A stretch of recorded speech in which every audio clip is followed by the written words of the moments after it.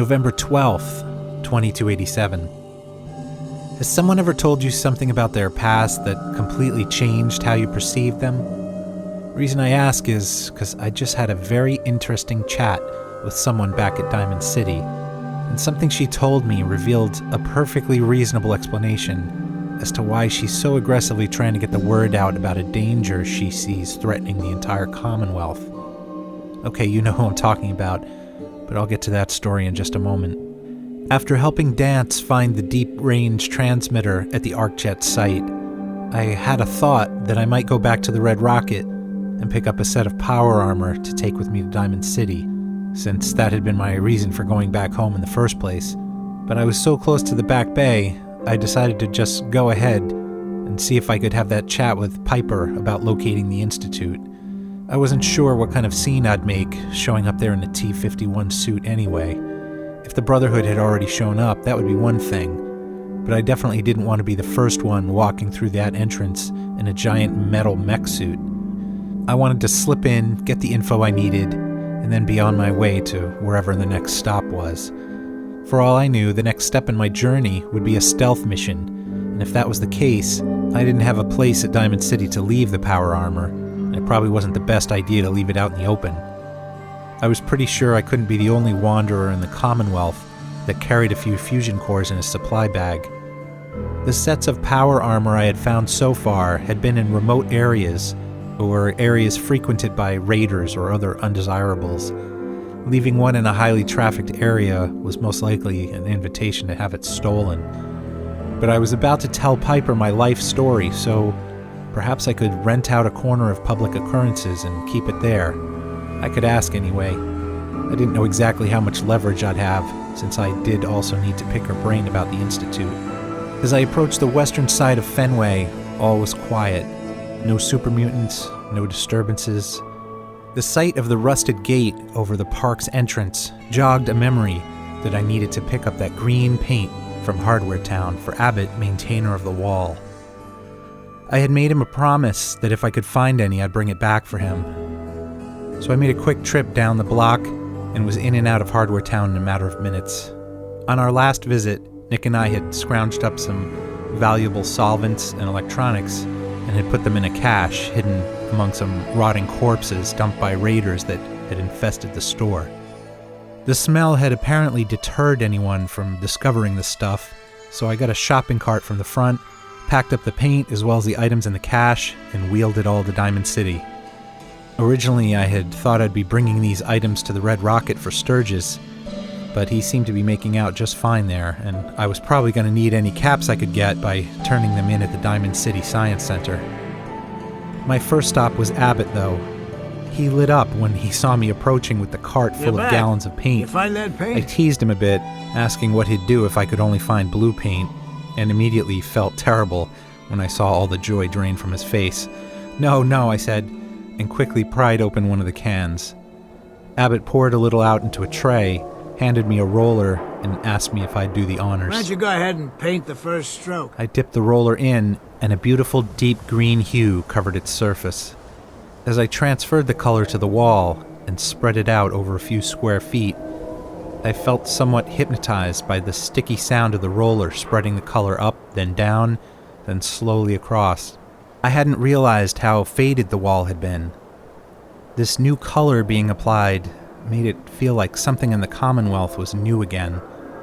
Within a minute or two, the roller had transferred all the paint, but I still stood there staring at the slightly textured pattern left by the new layer. I slowly turned around and handed the roller to Abbott, still in a weird daze, but he broke me out of it. Looks great, eh? Will it be enough? I asked. Should be enough for a good coat or two. He was pleased enough to offer me a nice bonus, but I turned it down and headed for the Science Center, where I unloaded everything else in the cart for 600 caps. After that, I stopped over at Nick's place. He was in his office working on some older case files. So you made it back in one piece, he offered. Yeah, with a little help from the Brotherhood. It was only then that I realized I hadn't seen the giant Brotherhood airship over Fenway. I thought from a distance that airship was hovering over Diamond City. But it's not here, is it? Did it move? Nope, Nick replied. It was never here. I'm told it made a beeline for the harbor, been sitting there ever since. They haven't made contact with Diamond City yet, so who knows what the plan is. I ran into them just outside of Fort Hagen. They were equipped to the hilt, and they pretty much have the northwest corner of the Commonwealth covered with soldiers and acolytes. Nick paused, considering. Not only that, I continued, but I kinda helped a few of them over at the Cambridge police station. This paladin named Dance had been holed up there with 2 other soldiers. They were trying to get a message out to the Brotherhood, and Dance and I ended up fighting some synths up at the ArcJet site for some kind of transmitter. And one other thing, I'd lay low if you see any of them. They made it totally clear to me they don't like synths. Any synths. The word abomination might have been thrown around a bit. Marvelous, Nick replied. I mentioned I was heading over to Piper's to give her my life story, or at least some of it, and I'd appreciate a timely interruption in perhaps 10 or 15 minutes. If our meeting was going on any longer than that, I was probably being talked into spilling more than I had intended. So here's the thing about Piper. She's very aggressive when going after a story. I've seen her hound folks around Diamond City for bits of information, and half the time they reply with words I won't repeat here. Some of them don't seem to trust her, while others just don't seem to like her.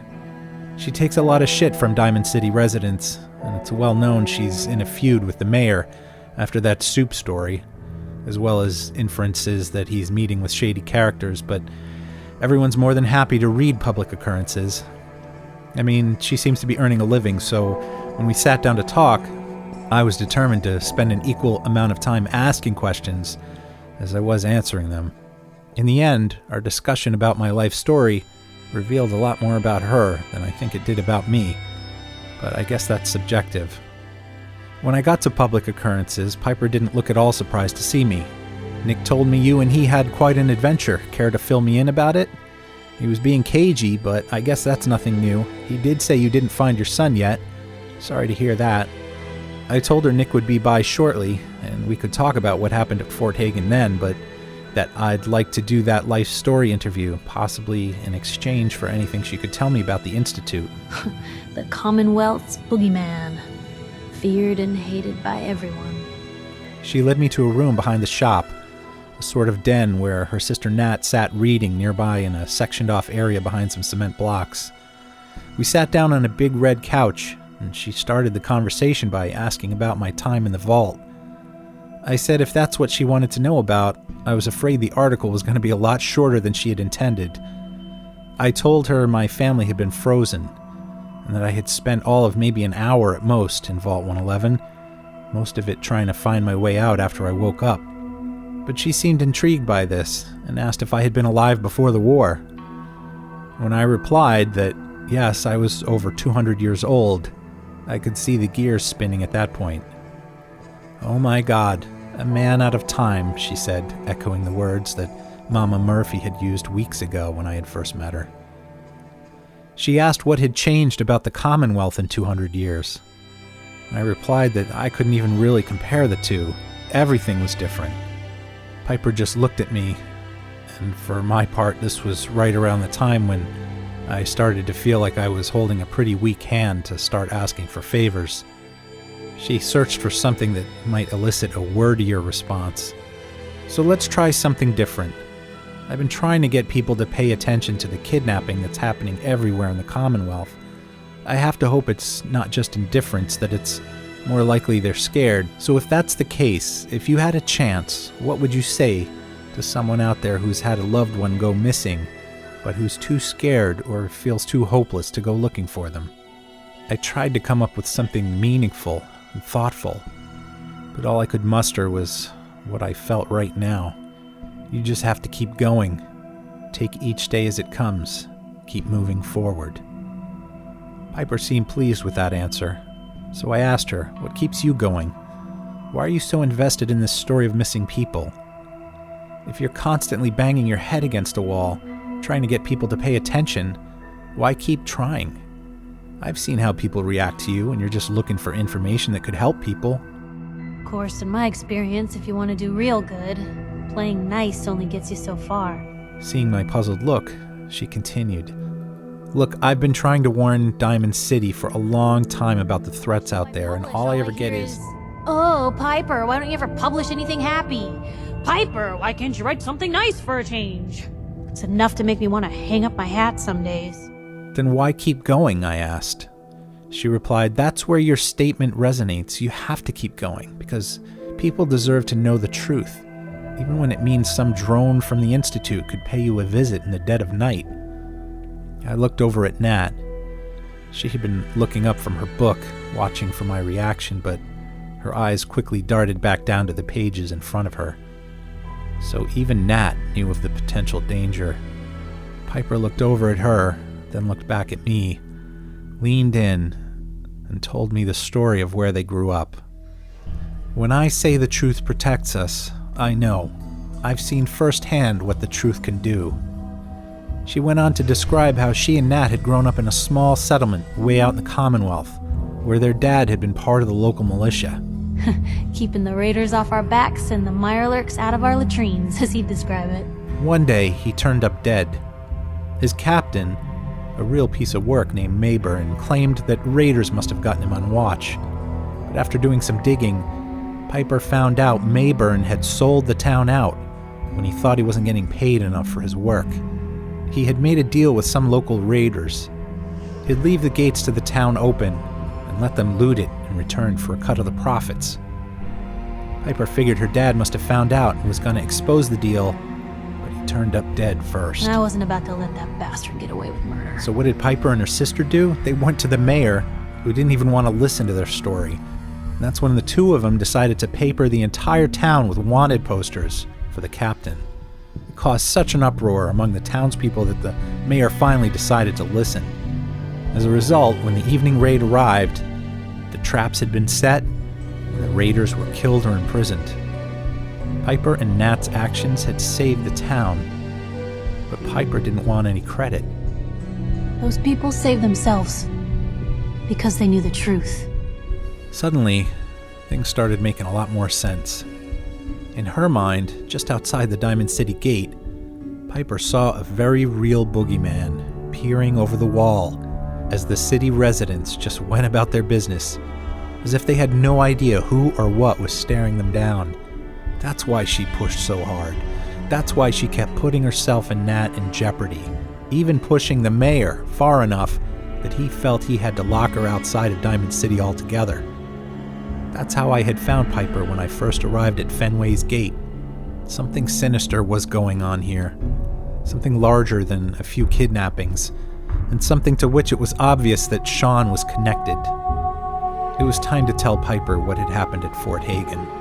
And as if on cue, there was a knock at the door, and the three of us jumped. Well, Nikki Valentine walks into my office for a change, Said Piper, leading Nick to remark that it shouldn't be much of a surprise, since the three of us seemed to be more connected than ever. So I take it you're finally letting me in on this case of yours, she offered. And that's exactly what we did. I told her about how Kellogg turned out to be working for the Institute, and how he told me they had Sean. She said this is exactly what she had been talking about. I know, I said. That's why it's even more important now that we bring you in on this.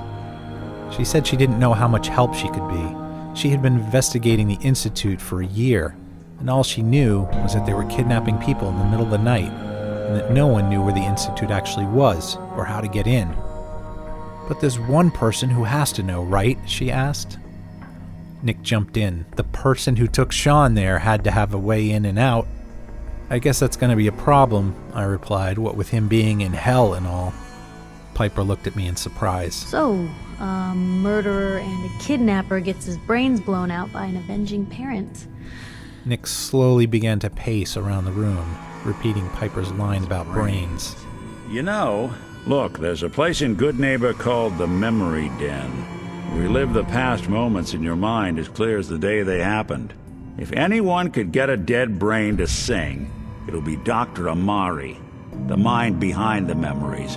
So all we needed was a piece of Kellogg's brain, which we didn't have, and I wasn't looking forward to going all the way back to Fort Hagen, and then trying to find my way through the maze of corridors once again, just to locate a piece of scorched gray matter. I don't know how much brain there was left after that explosion I mentioned to Nick. He said he didn't think going back to Fort Hagen would be necessary.